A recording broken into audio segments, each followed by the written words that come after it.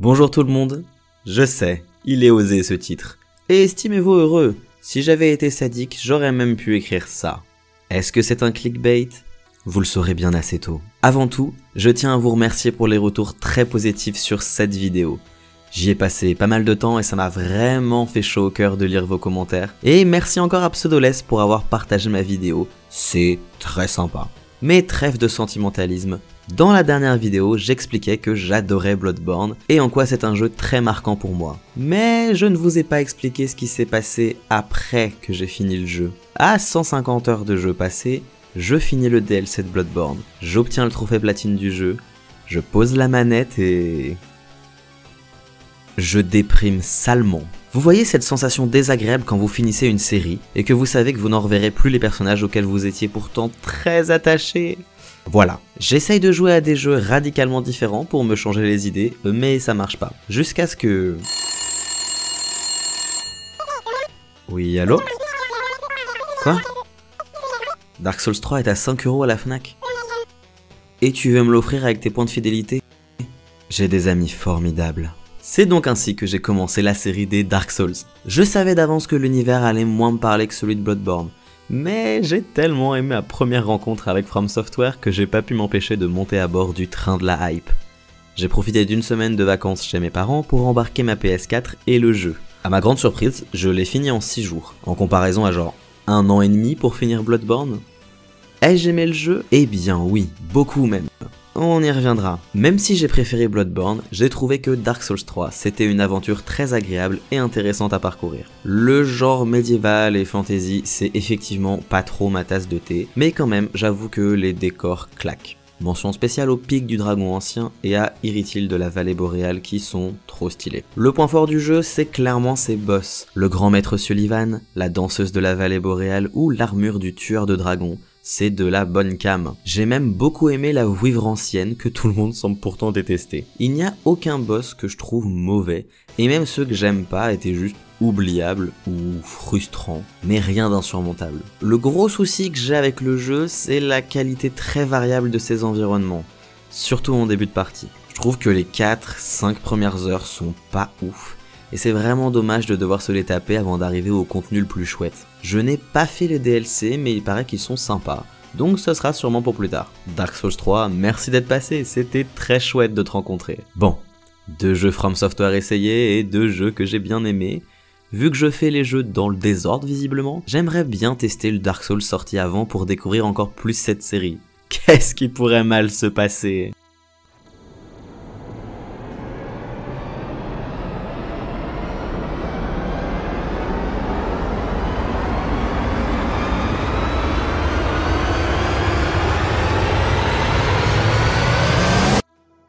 Dark Souls 2 est considéré unanimement comme le pire jeu de la série. C'est le seul à ne pas être réalisé par Hidetaka Miyazaki, créateur historique de From Software qui était occupé sur Bloodborne. Les ressentiments des joueurs envers Dark Souls 2 sont vraiment très forts. Il suffit de traîner un peu sur internet pour s'en convaincre. Il est souvent vu comme la bête noire de la série, un jeu qui aurait pu tuer la licence au même titre que d'autres accidents industriels. Mais... après avoir fini le jeu, est-ce que de mon point de vue, il mérite sa réputation? Eh bien non. J'ai passé un très bon moment sur Dark Souls 2. Je crois que je l'ai même peut-être préféré au 3. Je sais, d'un point de vue, disons, pragmatique, je pense que Dark Souls 3 est plus abouti que Dark Souls 2. Bon, déjà graphiquement, c'est clair qu'il y a un fossé technologique entre les 2 jeux sortis sur des générations de consoles différentes. Et puis les environnements sont souvent mieux construits et moins frustrants pour arriver à des boss meilleurs en tout point dans Dark Souls 3. Mais d'un point de vue purement personnel, je peux pas occulter le fait que j'ai passé un meilleur moment sur Dark Souls 2. Commençons par l'évidence.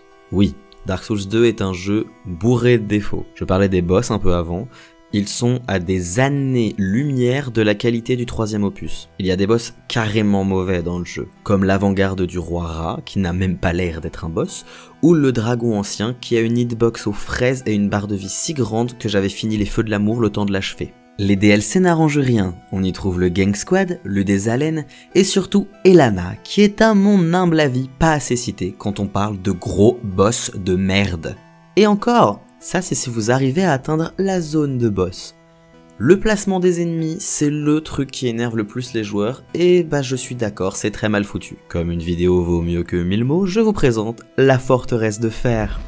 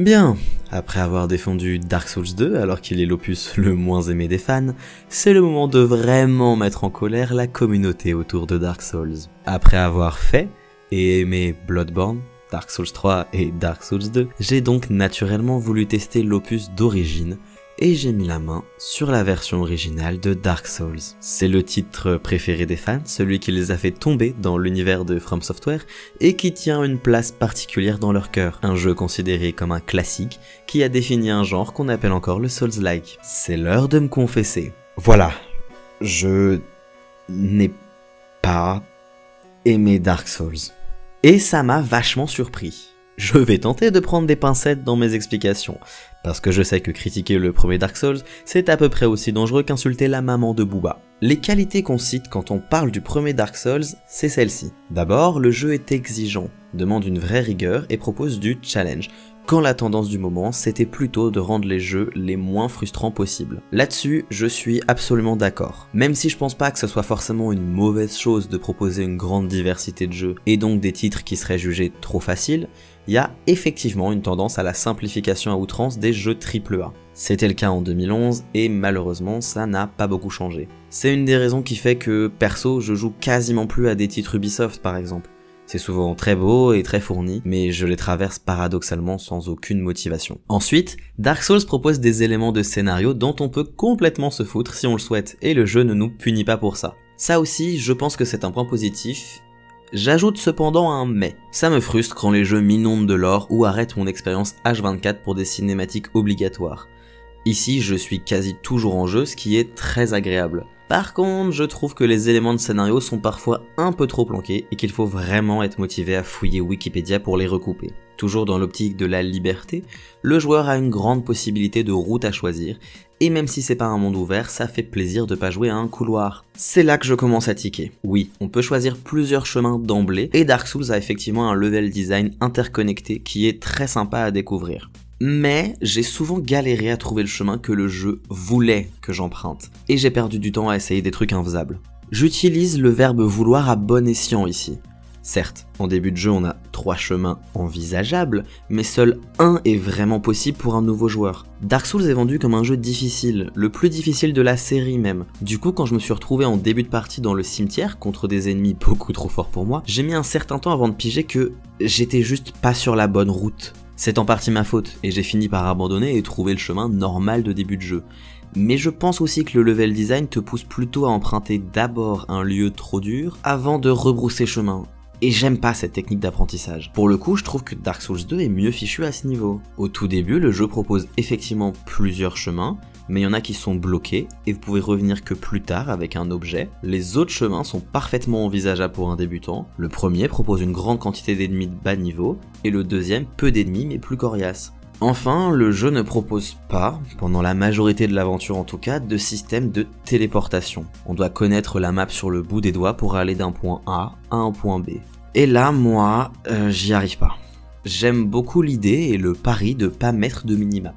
Par contre, je pense qu'à ce niveau-là, le jeu est trop brouillon. Je m'en suis rendu compte en allant dans les profondeurs. Un niveau au passage très chiant, et pendant lequel je suis tombé sur un piège qui réduisait ma vie de moitié juste avant un boss. On peut redevenir normal uniquement grâce à un item qui coûte cher à ce stade du jeu, et qu'on trouve en sortant des profondeurs, et en allant parler à tes PNJ bien plus loin. J'ai trouvé ça punitif pour rien. Si l'idée c'est de me faire découvrir de nouveaux environnements, bah ça marche pas parce que je dois revenir sur mes pas. Et si c'est pour me faire farmer des âmes, bah ça marche pas parce que je dois de toute façon les dépenser. Plusieurs fois, j'ai eu l'impression d'être bloqué dans le jeu et de pas réussir à aller là où je voulais à cause de ce système. En plus du coup, je jouais de façon plus prudente et plus chiante, et je me sentais pas encouragé du tout dans la prise de risque vu que je pourrais pas me téléporter où je le voulais si besoin et j'allais peut-être juste me retrouver bloqué. J'avais déjà fait plusieurs Dark Souls en plus, je connaissais la formule. Donc je comprends les gens qui ont essayé, qui ont trouvé ça hyper punitif et qui ont arrêté. Ce qui est vraiment dommage parce que le jeu propose de chouettes choses, surtout plus tard dans la série.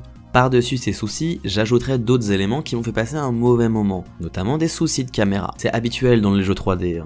Mais pour un titre aussi exigeant que celui-ci, mourir quand c'est pas ta faute, désolé mais ça passe pas. Je trouve aussi le gameplay particulièrement lourd comparé aux autres titres de la série, et les combinaisons d'armes ou d'armures sont pas géniales, moi qui suis un adepte du Fashion Souls. Il y a aussi des moments très frustrants, comme le combat contre le démon Capra, qui a juste été une purge. Je sais que le combat contre le Bed of Chaos est unanimement considéré comme le pire combat de boss de genre tous les temps. J'aurais bien aimé voir ça de mes propres yeux, mais malheureusement j'ai abandonné le jeu avant. J'ai joué jusqu'à la forteresse de fer, qui est un lieu bourré de pièges et c'était la limite pour moi. J'aurais aimé découvrir Anne Orlando, qui est considérée comme la meilleure zone de toute la série, mais je passais vraiment un moment trop pénible pour continuer. Voilà, maintenant que j'ai toute une communauté ado, il est temps de nuancer un peu. Premièrement, je ne pense pas du tout que Dark Souls soit un mauvais jeu. Je pense juste que j'y joue pas au bon moment, et surtout qu'il est pas fait pour moi. Il y a beaucoup de défauts que j'ai cités qu'on retrouve aussi dans les suites, et ça n'en a pas fait de mauvaises expériences pour autant. J'ai réfléchi longtemps à la raison pour laquelle j'ai pas aimé Dark Souls en particulier, et je crois avoir mis le doigt dessus. Attention, c'est très con, je pense juste que le jeu n'a pas bien vieilli. On va faire quelques comparaisons pour bien comprendre. Le jeu est sorti en 2011, la même année est sorti Portal 2, qui est parfaitement jouable encore aujourd'hui. Mais aussi Infamous 2, un jeu de super-héros que j'ai adoré à l'époque, mais qui, d'un point de vue pragmatique, a pris un méchant coup de vieux. Selon moi, la différence entre les deux, c'est que Portal n'a pas vraiment créé de genre de jeu, alors que Infamous a souffert de beaucoup de concurrence et de successeurs. Ça n'en fait pas un mauvais jeu pour autant, loin de là. Par contre aujourd'hui, j'ai beaucoup plus envie de rejouer à Spider-Man ou Batman Arkham Knight qu'à la trilogie Infamous. Pour Dark Souls, c'est pareil, je pense que la formule a tellement évolué que le premier me paraît juste daté. Je conçois qu'on puisse adorer le jeu, mais je pense que si on n'a pas pu l'apprécier à l'époque de sa sortie, c'est vraiment dur de le rattraper aujourd'hui. C'est un peu dommage parce qu'il est considéré comme un monument du jeu vidéo et j'ai l'impression de passer à côté. Mais en vérité, je pense aussi que c'est une bonne chose. Ça veut dire que From Software a su se renouveler. C'est un truc que j'ai eu un peu de mal à accepter, le fait de pas pouvoir jouer à Dark Souls. Je crois qu'il y a une certaine pression à avoir joué à tout et surtout à des vieux jeux pour se prétendre un vrai gamer. Sauf que, si on n'a pas fait les jeux à l'époque de la sortie, dans certains cas c'est peine perdue. Les standards du médium ont tellement évolué que l'expérience sera forcément datée. Je trouve ça différent du cinéma par exemple, car même si ça me sort toujours un peu d'un film de voir des effets spéciaux un peu datés, je suis pas acteur de la situation. Les jeux vidéo à côté demandent une telle implication que si on n'est pas vraiment dedans, l'expérience est désagréable même face à un bon jeu. Surtout pour Dark Souls qui demande vraiment de l'abnégation. Peut-être que c'est aussi un peu ma faute et que certains arrivent totalement à se sentir impliqués devant le premier Tomb Raider ou le premier Silent Hill, mais perso j'y arrive pas. On n'est pas obligé de remonter si loin dans le temps d'ailleurs. J'ai déjà passé un moment pas très agréable sur le premier Mass Effect parce que j'avais l'impression de jouer à une version bêta de ce que seraient les suites. Pour revenir une dernière fois au premier Dark Souls, même s'il faudrait me payer pour que je repose la main dessus ne serait-ce qu'une heure, je suis quand même heureux qu'il existe parce que sans lui, pas de Dark Souls 2, pas de Dark Souls 3, pas de Bloodborne et pas plein d'autres titres inspirés de la formule. Je m'incline pour tout ce que tu as fait pour le jeu vidéo et je laisse nos routes se séparer car on n'est juste pas fait l'un pour l'autre. Pour conclure, je vous dirais de jouer à tout, mais surtout à ce qui vous plaît. Soyez curieux ou curieuse, n'hésitez pas à me laisser vos avis sur les Souls en commentaire, que vous soyez des fans hardcore de la série ou que vous détestiez l'expérience. Restez respectueux et respectueuses, prenez soin de vous et peut-être à la prochaine.